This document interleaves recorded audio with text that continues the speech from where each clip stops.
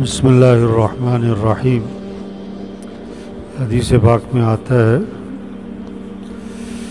اللہ پاک کو ذی الحجہ کے جو 10 دن ہیں ان دنوں کے اعمال بندوں کے ان دنوں کے نیک اعمال اللہ کو سب سے زیادہ محبوب ہیں۔ ذی الحجہ کے 10 دن ان دنوں کے اعمال اللہ کو سارے اعمال کی سارے دنوں کی بنسبت ان دنوں کے اعمال اللہ کو سب سے زیادہ محبوب ہے۔ دیکھو، ہر کاروبار میں کچھ دن آتے ہیں کہ بھئی یہ ہمارا سیزن ہے ہر لائن والوں کا، اور انہیں پہلے سے پتہ ہوتا ہے کہ ہمارے فلاں دن ہمارا سیزن، پہلے سے وہ تیاری کرتے ہیں۔ تو یہ جو 10 دن ہیں یہ مسلمانوں کا کیا ہے بھائی؟ مسلمانوں کا سیزن ہے۔ کس چیز کا؟ نیکیوں کا، اعمال کا۔ ان دنوں میں اعمال زیادہ سے زیادہ کیے جائیں،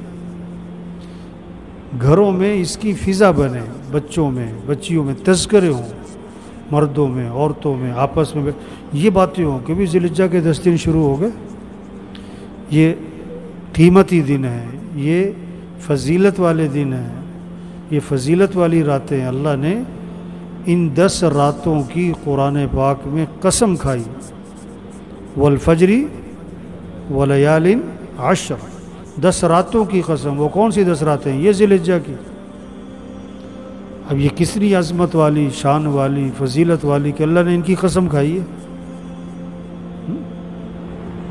حدیث میں آتا ہے کہ ایک دن کا روزہ جو ہے، یہ ذی الحجہ کے شروع کے جو 9 دن ہیں، 10ویں دن تو عید ہے، ایک روزہ 1 سال کے روزوں کے برابر ثواب ملے گا، اور ہر رات کی عبادت شب قدر کی عبادت کے برابر ثواب ملے گا۔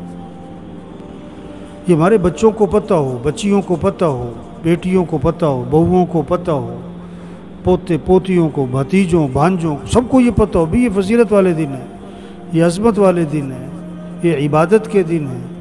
جتنی نیکیاں کر رہے ان دنوں میں، ان 10 دنوں میں کیا ہو، اس سے زیادہ ہو، ان 10 دنوں میں اعمال کا زیادہ اہتمام ہو۔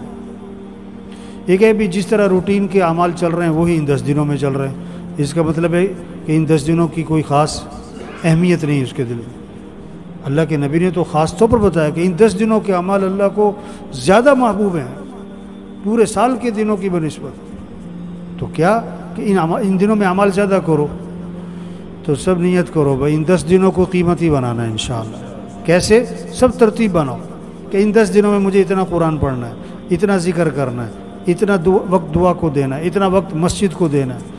اور سب سے بڑی نیکی، دیکھو لوگ ذکر کو نیکی سمجھ رہے ہیں، تلاوت کو نیکی سمجھ رہے ہیں، نوافل کو نیکی سمجھ رہے ہیں، تہجد کو نیکی سمجھ رہے ہیں، اور واقعی یہ نیکی ہے، ایسی بات نہیں ہے۔ دعوت دینے کو نیکی نہیں سمجھ رہے، جو سارے اعمال کی کیا ہے؟ جڑ ہے، بنیاد ہے۔ سارے اعمال جس سے زندہ ہوں گے، یہ بات دوسروں کو سمجھاؤ۔ پتہ نہیں اگلے سال کے ذی الحجہ کے 10 دن ملیں گے کہ نہیں ملیں گے بھائی، کس کس کا یہ آخری ذی الحجہ کے 10 دن ہے۔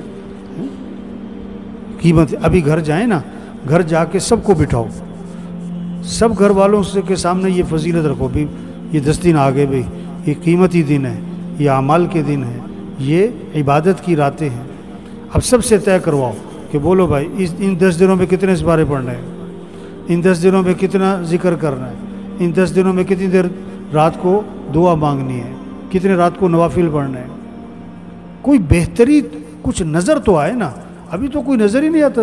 ذی الحجہ آیا چلا گیا، آیا چلا گیا، کوئی نظر ہی نہیں آیا کہ بھی یہ 10 دن عبادت کے ہیں، یہ عظمت والے ہیں، یہ فضیلت والے ہیں، ان میں اعمال زیادہ کرنا ہے، ان میں عبادت زیادہ کرنی ہے۔ کوئی فضا نظر آئے گھروں میں، مسجدوں میں، وہی روٹین کے نمازی، وہی روٹین کی اعمال، وہی روٹین کے دن گزر گئے۔ حدیث میں آتا ہے ان 10 دنوں میں کیا کرو؟ الحمدللہ، لا الہ الا اللہ، اللہ اکبر، اس کی کثرت کرو۔ اللہ کے نبی فرما رہے ہیں اس کی کیا کرو؟ کثرت کرو۔ اور علماء نے لکھا ہے کہ جس تسبیح کو آدمی 300 دفعہ کر لے نا وہ کثرت میں شمار ہو جائے گی۔ اب کم از کم 300 دفعہ یہ تسبیح کرو، ہر گھر کے ہر فرد سے طے کرواؤ، تو اس کی نیت کریں، کوشش کریں، ترتیب بنائیں۔ وقت گزر جائے گا، دیکھو کتنے قیمتی راتیں، کتنی قیمتی دن بازاروں میں اور جناب باہر چوکوں میں اور پھٹوں پہ اور بلا وجہ منڈیوں میں پھر رہے ہیں۔